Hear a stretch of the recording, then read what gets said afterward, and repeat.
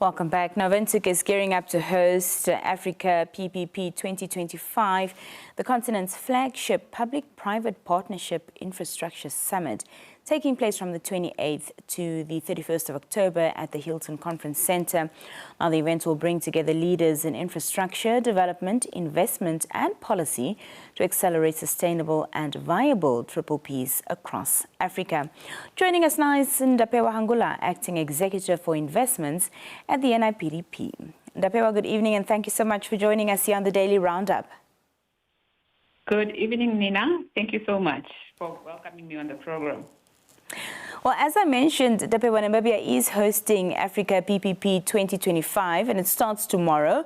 But from the NIPDB's perspective, what does this event, mean for Namibia's positioning as an investment destination? Okay, the Africa Infrastructure Finance Investment and Partnership Summit, which is Africa PPP for short, is taking place for the first time in Namibia. And of course, the NIPDB is co-hosting this event with the Ministry of Works and Transport, the Ministry of Finance, and the GIPF. And we are expecting to welcome a number of delegates from the entire continent and, of course, beyond. And we are really expecting to discuss strategic matters related to capital infrastructure.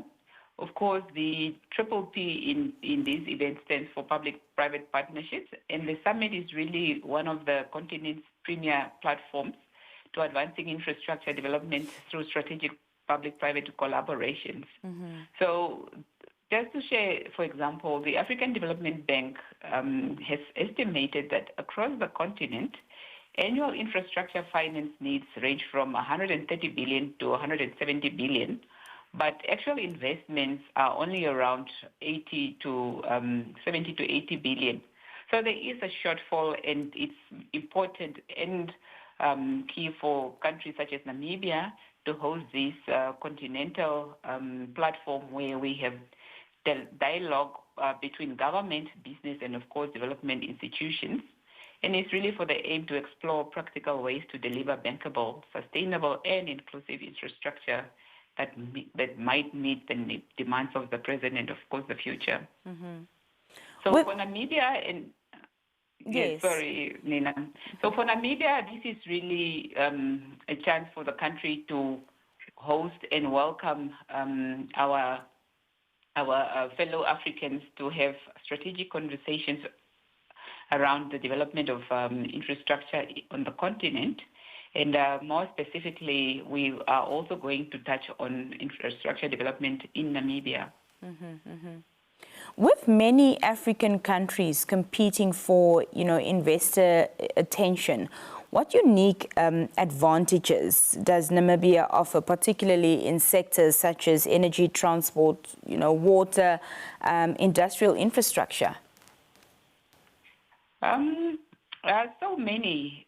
Namibia has a strategic location, but before I get to the strategic location, in about 2015, or the year 2015, Namibia launched the master plan for infrastructure development in the country, and of course that's geared towards the Vision 2030 of seeing Namibia as an industrialized country.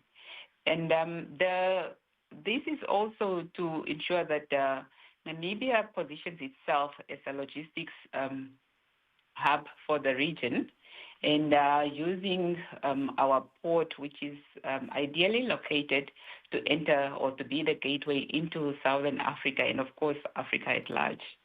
So Namibia has, as a government, Namibia has unique advantages because it has it offers access to the port and to the ocean, of course, which is to seen as both as an entry and exit of commodities produced in the region. We have corridors that are touching on our neighbors from Angola to Botswana and Zambia and so forth. And this is really just to expand on the investments that have already been made by the government to ensure that the country reaches its ambition of becoming the logistics hub. within Southern Africa. Public-private partnership projects, Ndapewa, rely heavily on readiness and bankable pipelines. So how does the NIPDB support the public and private sector to ensure, that projects are investment ready? I will answer that on two fronts. The first one, we have what we call the investment department, and within the investment department we have the investment enablement and local participation division, which is really the first point of entry between investors and ourselves. And this is where we engage investors to really provide guidance in terms of what investment projects are available in the country, what opportunities are available in the country, and we also facilitate engagements between local stakeholders such as government offices and also private sector participants. And we have thus far developed what we call a local content database, where we are hosting local projects that are investment ready. We carry out high-level due diligence on these projects to ensure that they are investment ready, and we, of course, then bring these projects or project owners in investment conversations that we are facilitating, and it's really with the hope of creating collaboration or relationships with investors, be it local investors or international investors. On the other hand, we also have the MSME department, which is, of course, looking after MSME development and market access. And we have two lines or two teams that are looking after business. One is called Business Advisory Services, which really helps smaller businesses to formalize and structure their businesses to become formal and structured business that can be engaged by investors. And we, of course, they receive guidance in terms of governance and also being linked to other partners like the Development Bank of Namibia and other development partners. We also have what we call the high potential pool. And these are businesses that have been in place or in existence for a while, but they might not have received the expansion or the scaling that it requires. So we hold their hands and we guide them to either, based on the need, we can assist them with market access. We assist them with, like I said, linking them up with their bigger investors, just to ensure that they are able to become bigger businesses that can, of course, participate in the economy and, of course, also see our products in our neighboring countries or elsewhere in the world.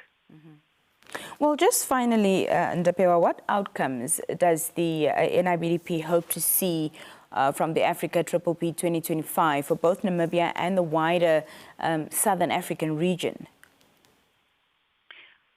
We are really hoping to see opportunities being unlocked in this platform. We will, of course, welcome, as I've mentioned in the beginning, delegates from various parts of the continent and also of the world. We have institutional investors that are attending.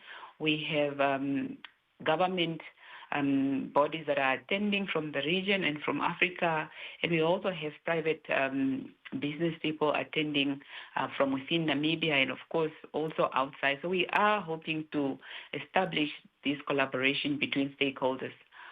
We are also going to host what we call a pitching session where we see and highlight local projects that are ready for investment. They will showcase their projects to the participants, and of course, we are hoping that some of these projects would form formal collaborations or relationships, and also see financing for their projects that they are going to showcase.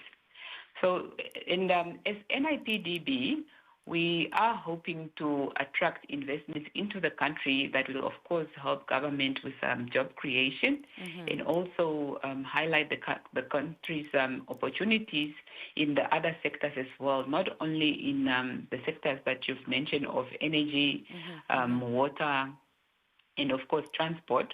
We have other sectors that have opportunities for investment. So we are really hoping to highlight the country as an investment destination, and of course, just highlighting that this is a stable country. It comes with not only the best roads in Africa, but we also operate under the rule of law. We are having a skilled workforce, or the majority of Namibians are literate and are able to be taken up by projects. So in a nutshell, we are here to ensure that Namibia is highlighted and identified as the best investment destination on the continent. Madam Ndapewa Hangula, thank you so much for your time this evening and for joining us here on the Daily Roundup. Thank you so much, Nina. That was Ndapewa Hangula, Acting Executive for Investments at the NIPDB, speaking to us about the Public-Private Partnership Infrastructure Summit that will be taking place from tomorrow up until the 31st of October here in Windhoek. We're going to